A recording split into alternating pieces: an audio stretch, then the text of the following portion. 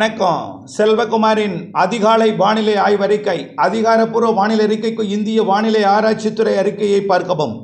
2026 April 4 சனிக்கிழமை அதிகாலை நிலவர வானிலை பதிவு. முதலிலே கடந்த 24 மணி நேரத்தில் பெய்த மழை பொழிவு இடங்களும் அளவுகளும். மேலும் இன்றைக்கு மழை எங்கெங்கே? இன்றைக்கு மாலை இரவிலே கூடுதல் பரப்பிலே மழை எதிர்பார்க்கப்படுகிறது. நாளை மேலும் கூடுதல் பரப்பு என்று வரக்கூடிய 5, 6, 7 தேதிகளில் நல்ல மழைப்பொழிவை தமிழ்நாட்டில் எதிர்பார்க்கலாம். ஒதுக்கி அது எங்கெங்கே என்பதையும் எப்படிப்பட்ட மழைப்பொழிவை கொடுக்கும் என்பதையும் வரக்கூடிய 12ஆம் தேதி வரை எங்கெல்லாம் மழை இருக்கிறது, அடுத்த மழை எப்பொழுது, இவையெல்லாம் இதில் பதிவு செய்யப்பட இருக்கிறேன். கடந்த 24 மணி நேரம் மழைப்பொழிவை பொறுத்த வரைக்கும் தருமபுரி மாவட்டம் ஒகேனக்கல் டிபி 19 மில்லிமீட்டர் மழை பொழிந்திருக்கிறது. தருமபுரி மாவட்டம் ஒகேனக்கல். ஈரோடு மாவட்டம் குண்டேரி பள்ளம் 60 மில்லிமீட்டர் 6 சென்டிமீட்டருங்க. இந்த கோடையில், இந்த சுட்டரிக்கும் கோடையில் ஈரோட்டிலே குண்டேரி பள்ளத்திலே 60 மில்லிமீட்டர் மழை பொழிந்திருப்பது மிகவும் நம்முடைய கணிப்பிற்கு உதாரணம். அதே போல் வரட்டுப்பள்ளம் 40 மில்லிமீட்டர் மழை பொழிந்திருக்கிறது. 4 சென்டிமீட்டர், ஒரு இடத்துல 6 சென்டிமீட்டர் மழை பொழிந்திருக்கிறது. மேலும் பார்த்தீங்கன்னா கன்னியாகுமரி மாவட்டத்தில் பேச்சிப்பாறை 18 மில்லிமீட்டர், பாலமூர் மற்றும் சித்தாறு ஒன்றெல்லாம் மழை தான். அடுத்து இன்னும் நிறைய இடங்களில் மழை இருக்கிறது. அதே போல் கிருஷ்ணகிரி மாவட்டத்தில் கூட நனைக்கு மழை, ஒசூர் மற்றும் அஞ்சட்டி போலீஸ் ஸ்டேஷன்லாம் மழை தான். இன்னும் இதை விட கூடுதல் மழை இருக்குது, அறிவிக்க இருக்கிறேன். இது ஒரு தனியாக ஒரு பதிவு செய்திருக்கிறேன். அடுத்ததாக பார்த்தீங்கன்னா நீலகிரி மாவட்டத்தில் பந்தலூர் 30 மில்லிமீட்டர் மழை பொழிந்திருக்கிறது. Harrison Malayalam limited Pandalur 26 millimetre. அதே போல் உதகையில் 10 மில்லிமீட்டர் மழை பொழிந்திருக்கிறது. கிளென்மோர்கன் 8 மில்லிமீட்டர். அதே போல் சாந்தி வித்யா ஸ்கூல் 6 மில்லிமீட்டர். நிறைய இடங்களில் மழை நீலகிரி மாவட்டத்தில். அதே போல் தேனி மாவட்டத்திலையும் Andipatti 15 millimetre, Vaigai 12 millimetre, Periyakulam 10 millimetre, Manjalar 10 millimetre. மேலும் பெரியாறு, சோத்துப்பாறை இதெல்லாம் மழை பொழிவு தான். அடுத்தபடியாக பார்த்தீங்கன்னா திருநெல்வேலி மாவட்ட மேற்கு பகுதியிலையும் ஊத்து 4 மூக்கெல்லாம் மழை தான். மாஞ்சோலை, காக்காட்சி இதெல்லாம் மழைன்னு நேற்று ஏற்கனவே அறிவித்திருந்தோம்.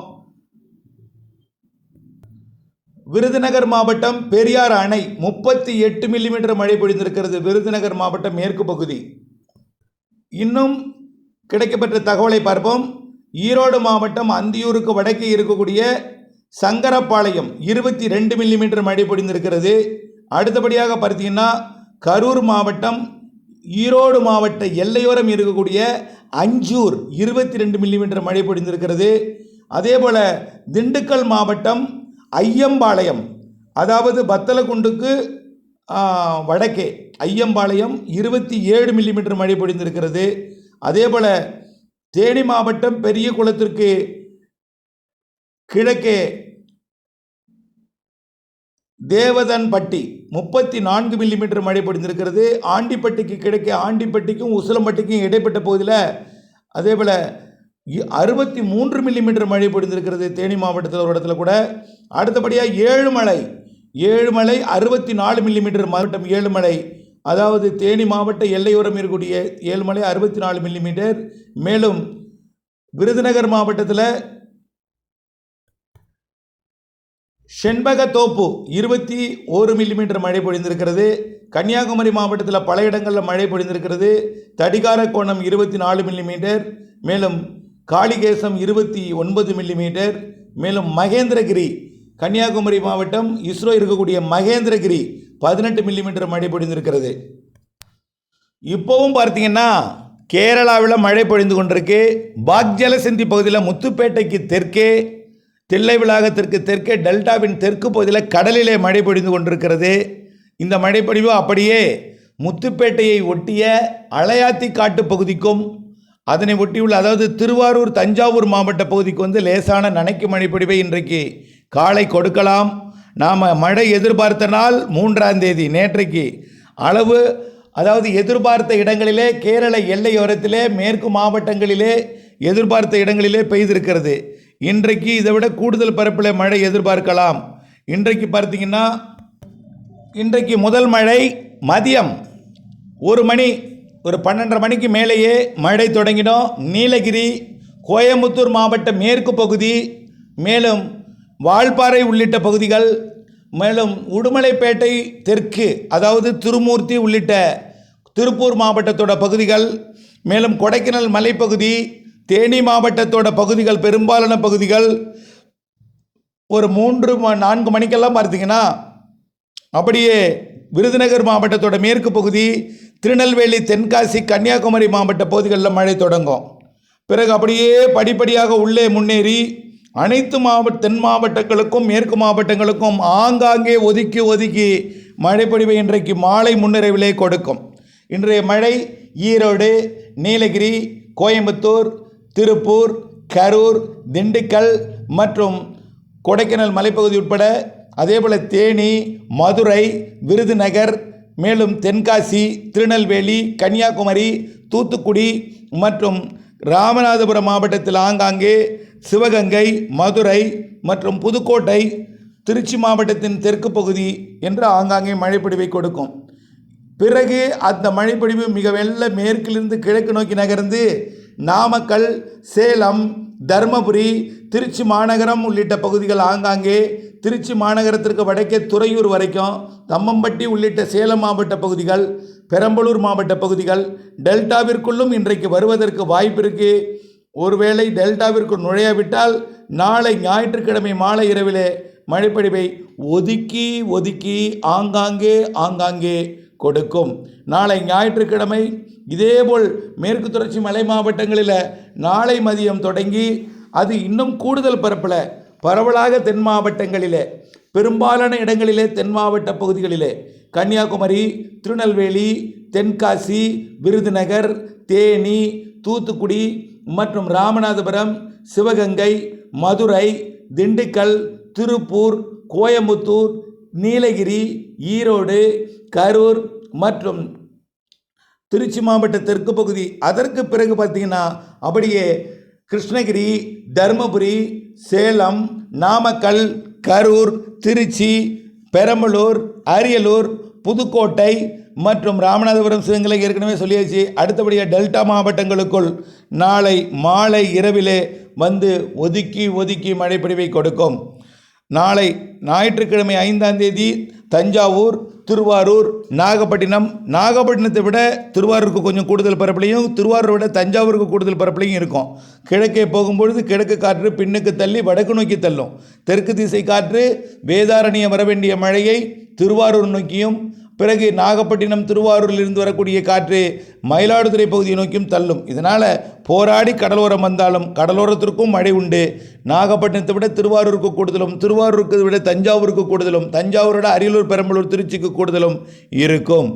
அதே போல் பரவலாக இருக்காது, ஒதுக்கி ஆங்காங்கே அருகிலே வலுத்த மழை இருக்கும், அருகிலே மிக குறைவாகவும் இருக்கும், மிக அருகிலேயே ஒதுக்கியும் இருக்கும் என்ற மனநிலையுடன் இருக்க வேண்டும். நாமக்கல், சேலம், அரியலூர், பெரம்பலூர், கடலூர், மயிலாடுதுறைக்கு வடக்கே உள்ள பகுதிகளுக்கெல்லாம் அப்படியே கொஞ்சமாக 5ஆம் தேதி நாளை முன்னேறும். 5ஆம் தேதியே சென்னைக்கும் கொடுக்கலாம் அல்லது சென்னையை நெருங்கலாம். ஆனால் 6ஆம் தேதி உறுதியாக ஆந்திர எல்லையோர மாவட்டங்கள் வரைக்கும், கிருஷ்ணகிரி, தருமபுரியை தாண்டி திருப்பத்தூர் மற்றும் வேலூர், திருவண்ணாமலை, கள்ளக்குறிச்சி மற்றும் விழுப்புரம் மாவட்டத்திற்கும், அன்றைக்கே 6ஆம் தேதியே அது சென்னை, திருவள்ளூர், காஞ்சிபுரம், செங்கல்பட்டு, விழுப்புரம் போன்ற பகுதிகளுக்கும், காஞ்சிபுரத்திற்கும், ராணிப்பேட்டைக்கும், திருவள்ளூருக்கும் மழைப்பொழிவை 6ஆம் தேதி, 7ஆம் தேதி, 8ஆம் தேதி கொடுக்கும். தினசரி, அதாவது வரக்கூடிய 8ஆம் தேதி வரை எல்லா நாளும் தென் மாவட்டங்களுக்கும் மேற்கு மாவட்டங்களுக்கும் உண்டு. தென் மாவட்டங்கள், மேற்கு மாவட்டங்களில் மழை உருவாகி தான் கடலோரம் வரும். அது சேலம், நாமக்கல், திருச்சி வரைக்கும் கண்டிப்பாக முன்னேறி வந்து மழைப்பொழிவை கொடுக்கும். கடலோரம் போராடி வரும் கிழக்கு காற்றை எதிர்த்து, கிழக்கு காற்று போய் தான் மழை மேகத்தை உண்டு பண்ணுது. ஆனால் கிழக்கு காற்று வலுவாக இருக்கிற காரணத்தினாலே மேற்கு மாவட்டங்களில் குவிக்கும் என்று எதிர்பார்க்கப்படுகிறது. ஒரு சில இடங்களில் மிக மழைப்பொழிவையும் கொடுக்கலாம் என்று எதிர்பார்க்கப்படுகிறது. இந்த மழை 5, 6, 7 தேதிகளில் பரவலாக இருந்தாலும் 8, 9, 10, 11, 12ஆம் தேதியிலையும் ஆங்காங்கே இருக்கும். 10, 11, 12 கேரள எல்லையோர, கர்நாடக எல்லையோர மாவட்டங்களில் மட்டும் இருக்கும். 12ஆம் தேதிக்கு பிறகும் கேரளா, கர்நாடகாவில் மழை தொடர்ந்து கொண்டிருக்கும். மாத இறுதி வரைக்கும் கேரளா, கர்நாடகாவில் மழை இருந்து கொண்டே இருக்கும்.